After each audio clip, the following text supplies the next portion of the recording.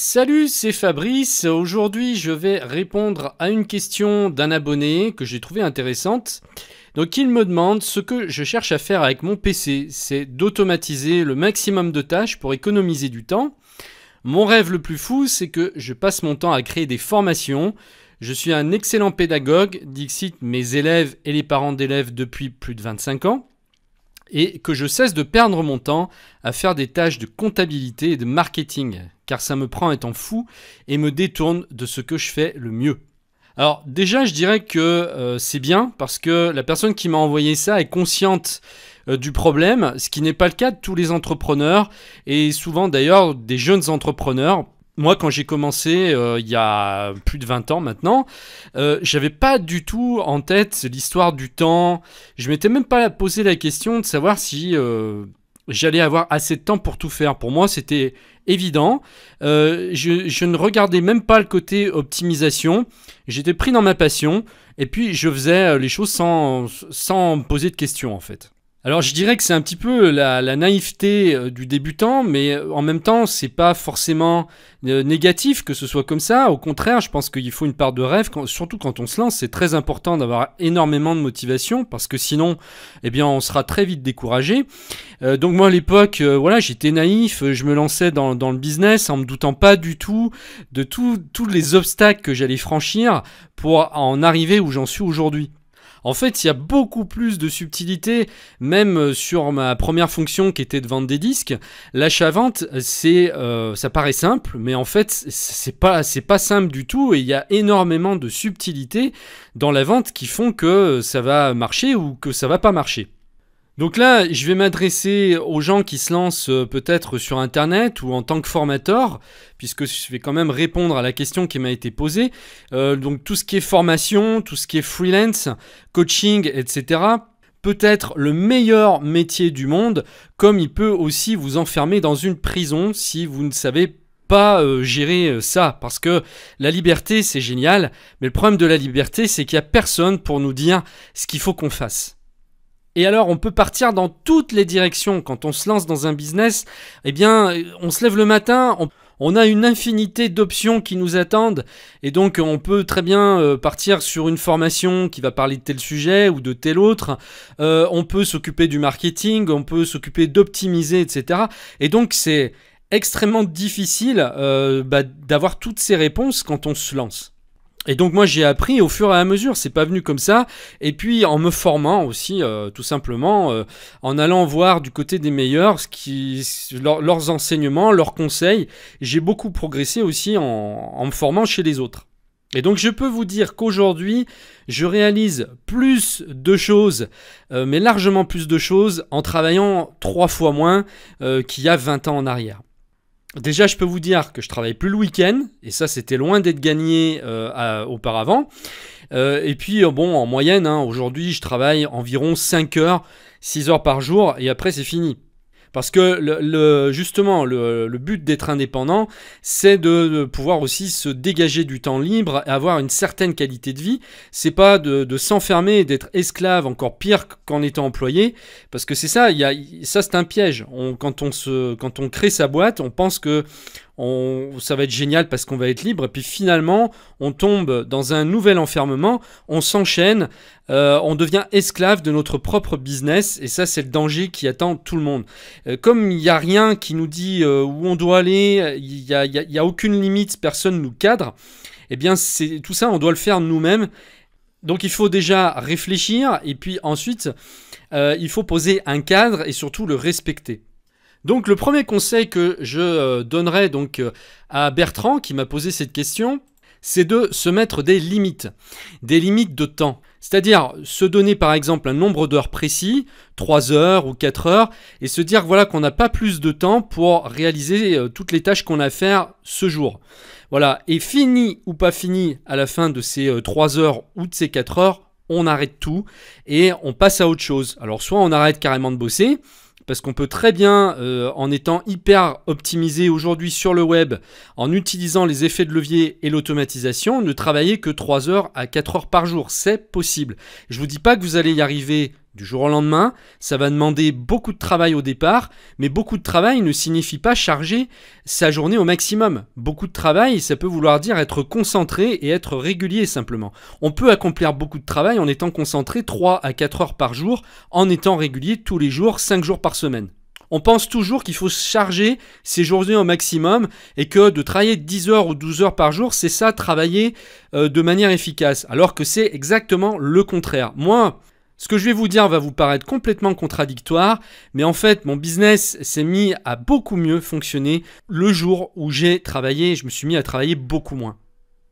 Alors, c'est pas venu du jour au lendemain, ça a été progressif, mais aujourd'hui, moi, j'ai un fonctionnement, je sais pas si on peut dire idéal, parce que la perfection, ça n'existe pas, l'idéal n'existe pas, et moi, je suis toujours en train d'optimiser tout le temps, mais on va dire que je suis arrivé à un certain idéal, qui fait que j'ai trouvé un équilibre entre ma vie professionnelle et ma vie privée.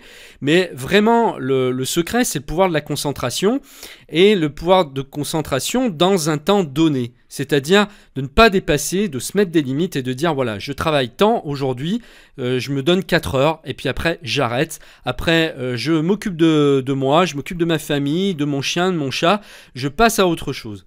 Et vous allez voir qu'on peut réaliser des miracles en se posant des limites comme ça et en étant concentré, en étant déterminé et en ayant aussi un plan pour avancer. Le deuxième conseil que je vous donnerai, c'est, ça va aussi paraître contradictoire, mais c'est de ne pas trop être obsédé par l'organisation. Parce que moi je suis passé par cette phase-là d'extrême organisation où je calculais tout voilà, au quart d'heure, à la demi-heure, à l'heure près, où le matin je me levais, j'avais tout mis bien comme il faut, j'avais mis des process complets où il fallait que je fasse telle chose à telle heure, tel truc. Ça tient pas dans le temps, c'est pas possible. Au contraire, si vous essayez de trop organiser les choses, ça va être plus un handicap qu'autre chose.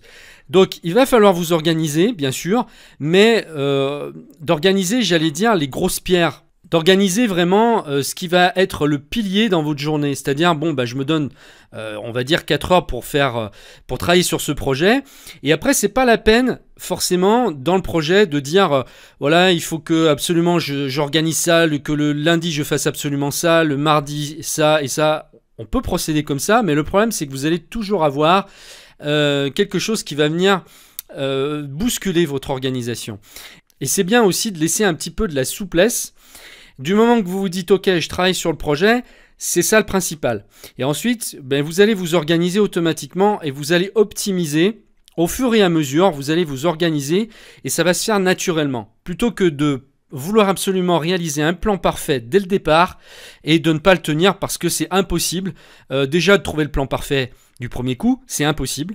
Et ensuite de le tenir sur la longueur parce que vous allez vous blaser, ça va devenir extrêmement contraignant. Vous allez avoir un peu l'impression à un moment donné d'être un robot plus qu'un humain qui travaille sur quelque chose qui le passionne. Donc de l'organisation effectivement, mais organiser les grosses pierres, les pierres angulaires et pas tous les petits détails qui eux ne sont finalement pas si importants que ça. Ensuite vous allez identifier justement les pôles les plus indispensables, ce que vous pouvez absolument pas vous permettre de ne pas faire. Et généralement, on en rajoute, c'est-à-dire qu'on se donne bonne conscience en se disant voilà, je me lève le matin, je me mets à 8 heures au boulot et j'arrête à 6 heures. Si vous êtes indépendant, il n'y a aucun intérêt à fonctionner comme ça. Autant retourner au bureau en étant employé et à faire des horaires de bureau. Là, ici, on ne peut plus fonctionner comme ça. Donc, ne pensez pas horaire, mais plutôt ce que vous allez pouvoir accomplir en 2 ou 3 heures en étant concentré. Donc là, si je reprends la question, Bertrand voudrait vraiment se concentrer sur les formations, c'est ça qui le passionne, et il voudrait enlever tout ce qui est comptabilité, marketing qui n'est pas forcément sa passion. Donc là, je vais dire, on va déjà identifier 3 pôles ici. On a 3 pôles à identifier. On a déjà les formations, ensuite on a la comptabilité et le marketing. Donc, il semblerait que ces 3 éléments soient les principaux pour faire tourner donc son business. Donc on va en rester là. On va se dire, ok, j'ai 3 pôles. J'ai la création de formation, j'ai la comptabilité et le marketing. Donc pourquoi est-ce que je ne me créerais pas 3 créneaux horaires Alors soit que je peux organiser tous les jours en me disant je me garde 3 ou 4 heures pour me concentrer sur mes formations, et puis je vais me garder une demi-heure ou une heure pour la compta, et puis je vais me garder une demi-heure ou une heure sur le marketing. Ça va être pour commencer. Déjà, ça va vouloir dire qu'on va passer beaucoup plus de temps sur la création, sur ce qui nous passionne, et déjà beaucoup moins de temps sur ce qui ne nous passionne pas. Parce qu'au départ, si on ne peut pas le déléguer, eh bien la meilleure façon de procéder, c'est comme ça. C'est de ne pas s'effrayer en se disant « voilà, il va falloir que je me lance dans 4 heures de compta, ça me fait chier ». Non, si la compta vous fait chier, faites-en une demi-heure par jour. Une demi-heure, c'est pas beaucoup, et vous allez voir que sur 5 jours dans la semaine, si vous mettez une demi-heure de compta tous les jours, à la fin de la semaine, vous aurez énormément avancé. Et l'autre avantage qu'on a de le faire tous les jours, c'est que le lendemain, quand on reprend, on sait où on en est. C'est pas comme si vous laissez passer une semaine.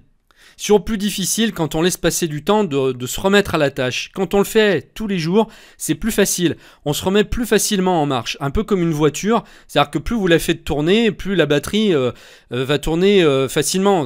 Regardez en hiver, quand vous laissez votre voiture dehors, eh bien, si vous la laissez sans tourner pendant une semaine, il se peut qu'elle redémarre pas du tout la semaine d'après.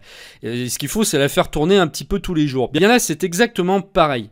Vous allez avoir moins de peine à vous y mettre. Donc si on se dit qu'on va garder 3 ou 4 heures pour travailler sur notre cœur de métier et qu'on se garde, allez, 1 heure pour faire le reste, eh bien ça va vous paraître déjà beaucoup plus digeste.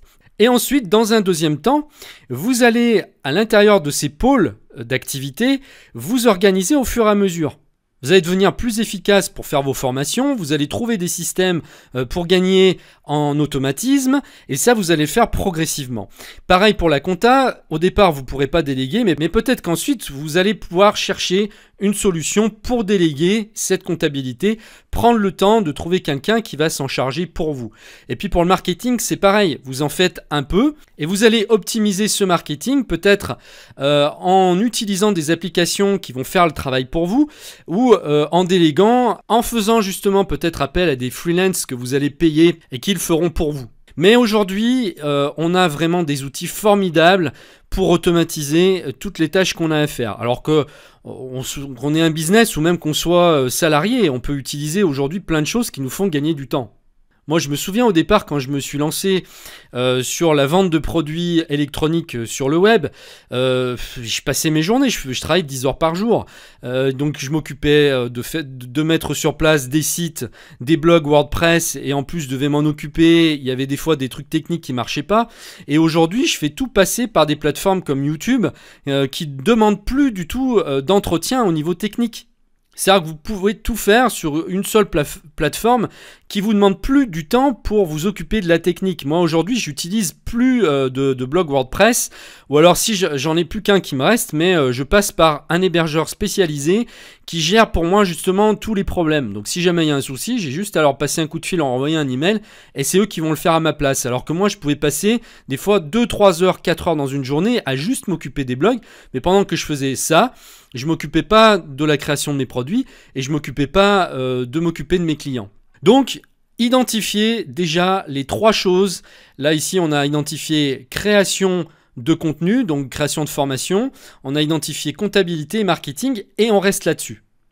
À la limite, on peut se trouver un petit créneau en plus pour des tâches diverses qu'on réunit dans le même créneau.